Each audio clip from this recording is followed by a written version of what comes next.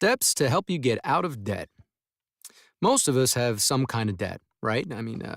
Maybe a car loan, a mortgage, even school loans. And not all debt is bad, but sometimes you find yourself having more debt than you can handle. And being in that kind of debt stinks, no doubt, plain and simple.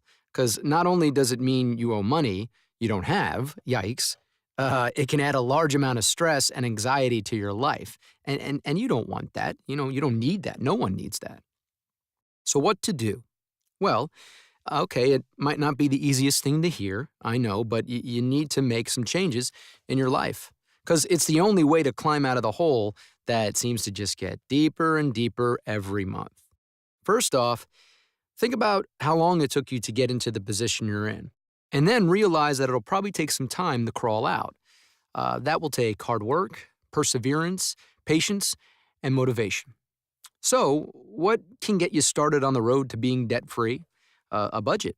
Now, if you already have one, make sure to update it to include all your debts and current monthly payments. If you've never used one, now would be the time to start. If you need some help, you can look online or download a budget worksheet from the What to Do Now section when you finish this video. Why create a budget? Well, a good budget will help you see where your spending goes every month. And that means everything from mortgage or rent to credit cards, even to auto loans and electric bills. Even those little things that you buy on a daily basis. Now, it's going to require a little time and effort, but believe me, it'll be worthwhile in the long run, really. And if you want even more tips on making one, we have a video, yes we do, called How to Set a Budget and Stick to It that can help. Once your budget is good to go, you'll have a better handle on what you have coming in, what's going out, and what you can actually afford every month. From there, you can make a plan.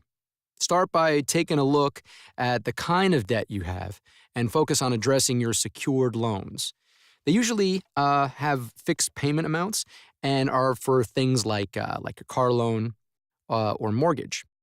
It's not that they're more important, but if you miss payments on them, you can end up losing whatever is being secured. Then, tackle your unsecured debts, like your credit cards and school loans. Start by listing them out from highest interest rate to lowest. And then continue to pay at least the minimum monthly payment on everything. But where you can, yes, pay more than your minimum, starting with the loans with the highest interest rates first, of course.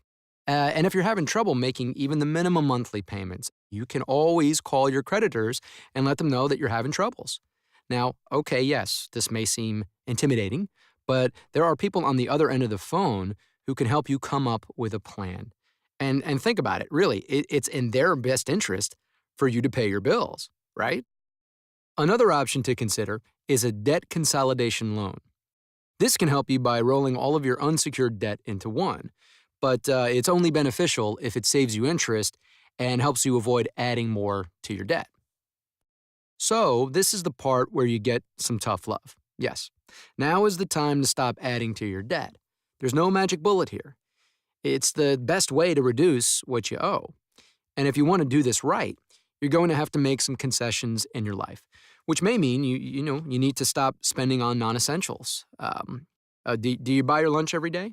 At $7 a day, 50 weeks a year, that habit costs a whopping $1,750 a year. Yeah. So why not make the effort to brown bag it instead? Or hey, how about your morning Joe? You make it at home, and you can save over $700 a year. Yeah. Just think about where you can trim the fat in your budget and then make changes in your life.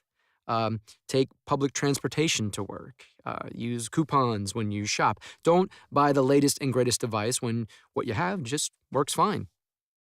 Another way to stop adding to your debt is to use this rule of thumb, which I love. If you can't afford it, you can't have it. That will help you avoid buying things you'll end up paying for down the road. Finally, be creative. Let's face it, some of us live a little larger than we need to. So figure out what you can do without and get some cash for it. Hey, whether you clean your closet and visit a consignment shop, hold a yard sale or sell something online, there are plenty of ways to make some extra cash. Or if you have a little time on your hands, why not try to pick up some extra hours at work or get a part-time job? And with the average tax refund around $3,000 according to CNBC, think hard before you blow it on a vacation or something you don't really need. What you should be doing with that money instead is using it to pay down your debt. No excuses. Being in debt can make you feel isolated and probably pretty bummed out. But if there's one thing to remember, it's that you're not alone. And there are people you can turn to for help. So if you find yourself in a spot that you can't manage on your own, check with an accredited nonprofit consumer credit counseling agency, one that's a member of the National Foundation for Credit Counseling. So now that you've taken the first step toward getting out of debt, simply acknowledging that you need to take action can help you start down the right path. And if you follow these steps, you'll slowly but surely chisel away at what you owe.